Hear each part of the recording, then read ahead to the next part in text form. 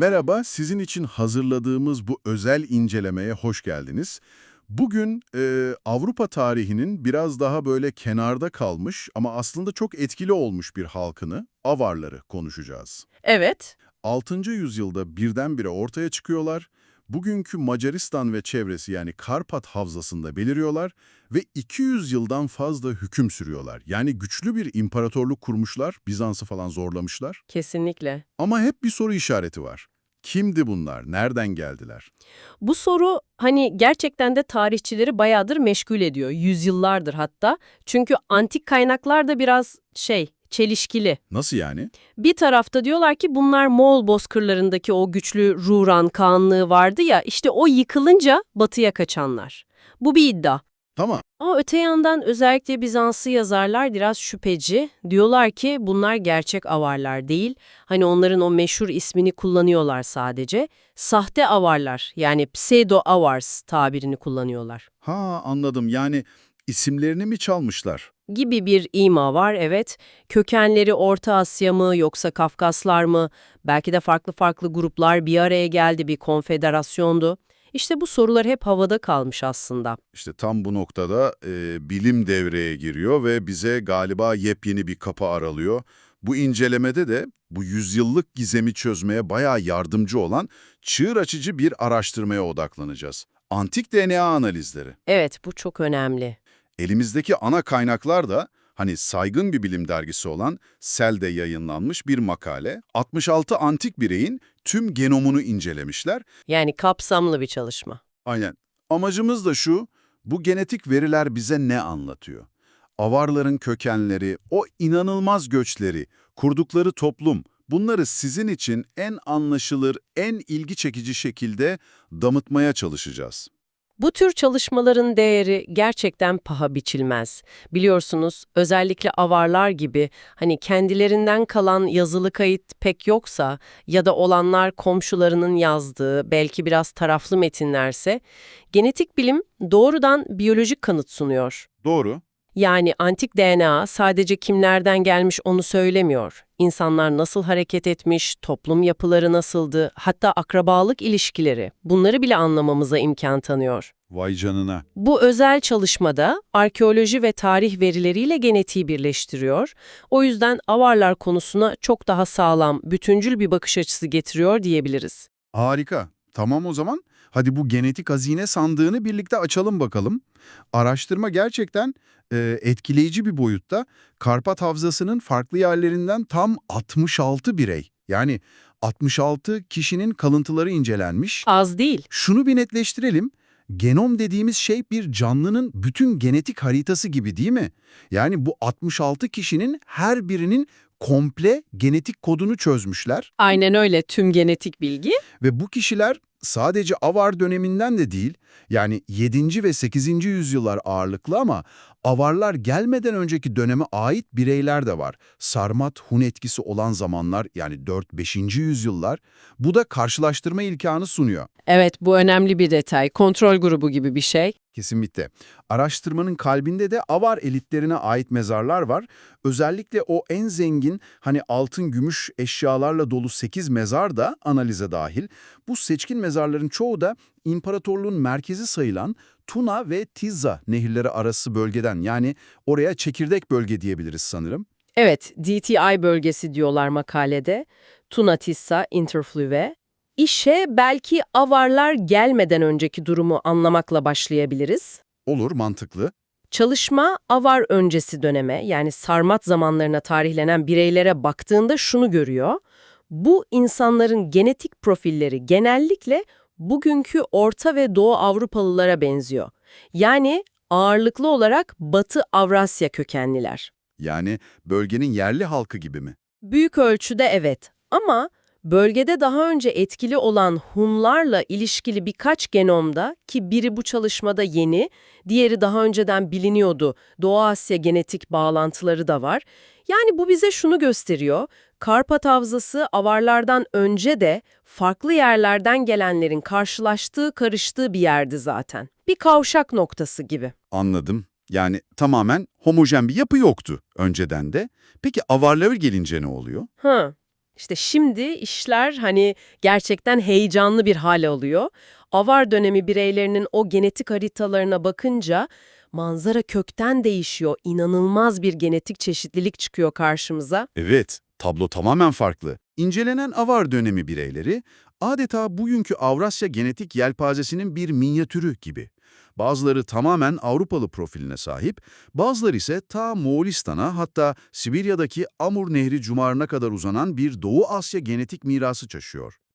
Ama asıl bomba o bahsettiğimiz çekirdek bölgedeki erken dönem avar elitlerinde patlıyor. O en zengin mezarlarda yani. İşte burası gerçekten büyüleyici.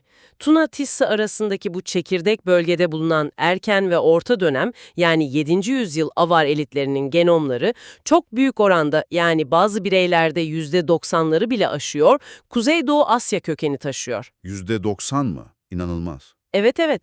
Bilim insanları buna ANA diyorlar. Antik Kuzeydoğu Asyalı genetik imzası.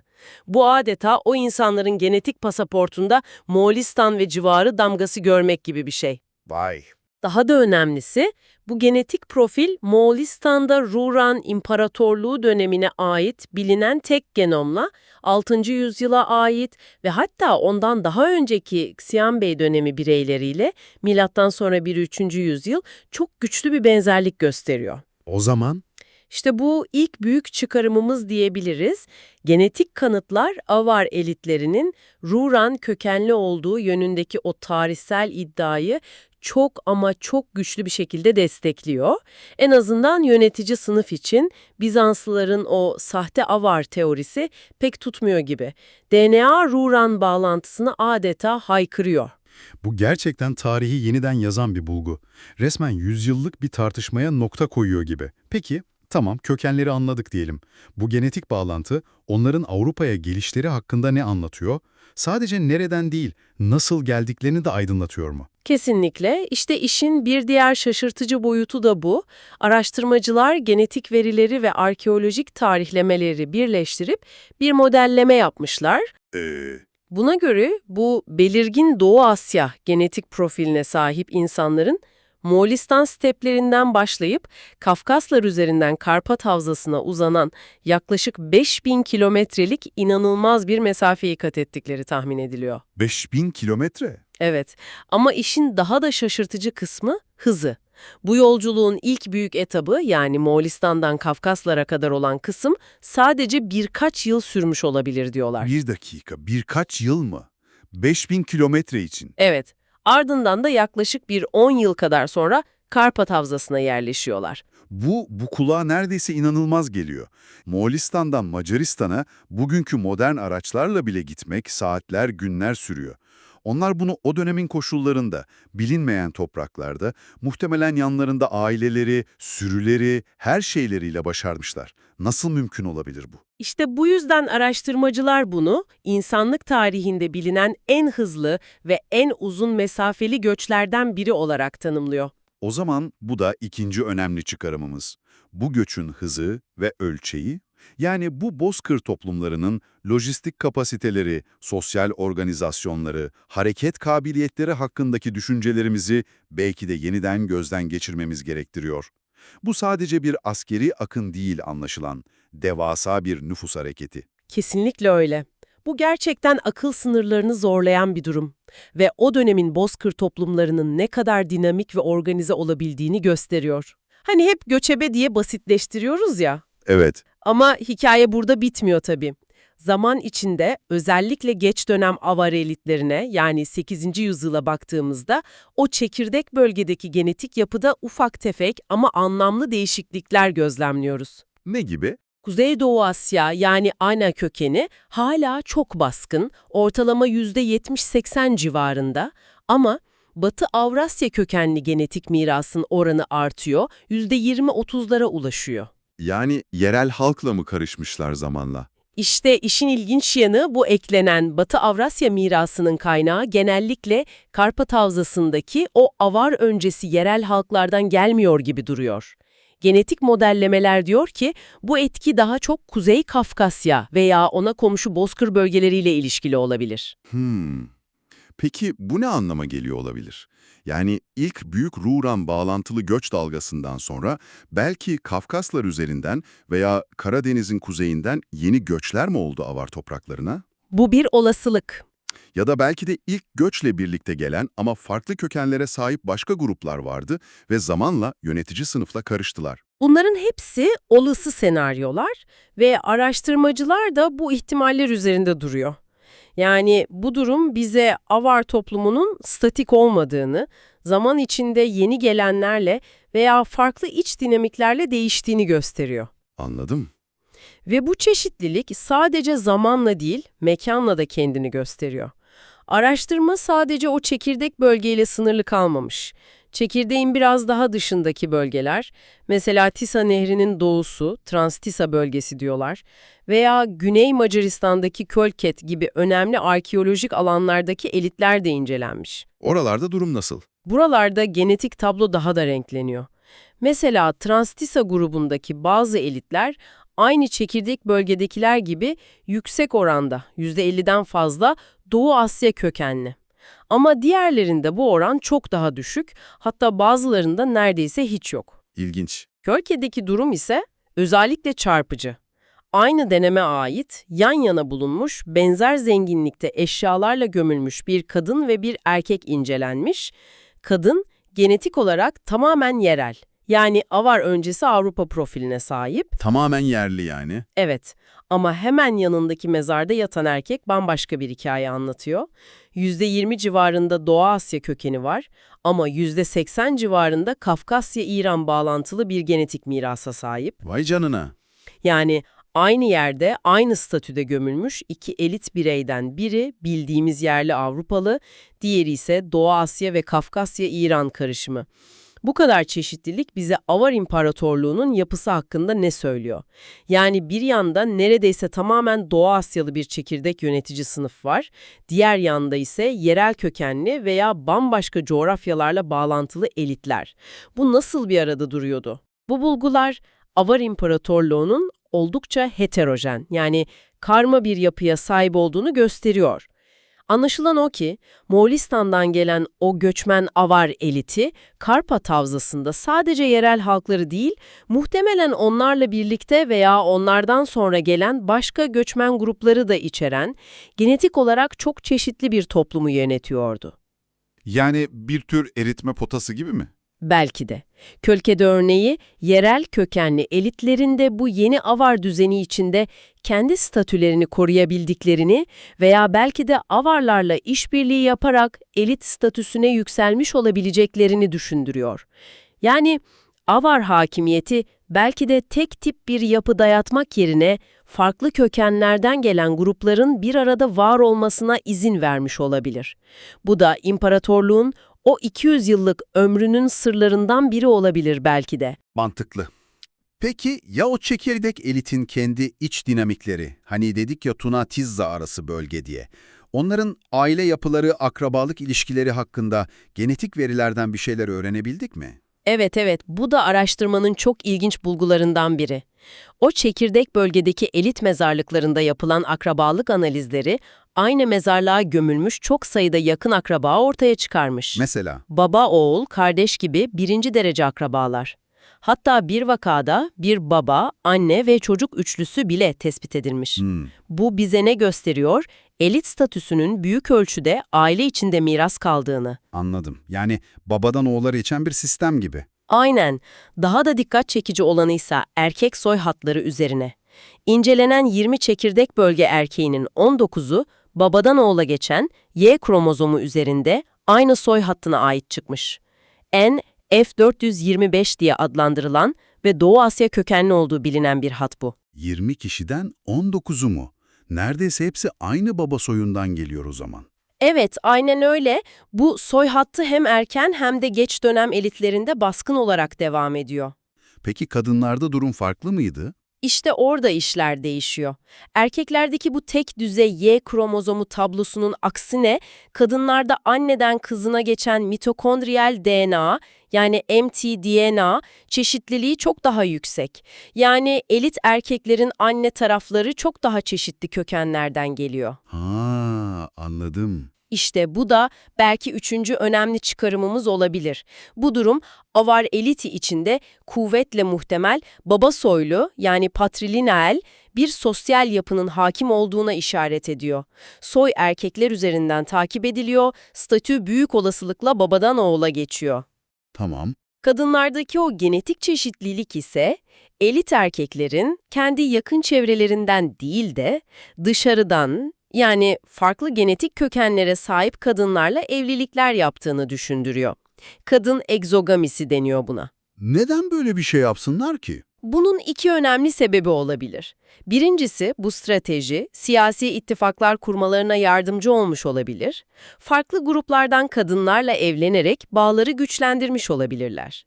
İkincisi de genetik çeşitliliği artırarak yakın akraba evliliğinden kaçınmalarını sağlamış olabilir.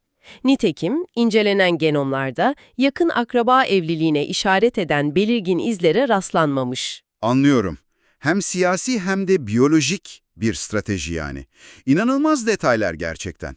Peki bu avar göçünün bölgedeki etkisi diğer büyük göçlerle karşılaştırıldığında nasıl görünüyor?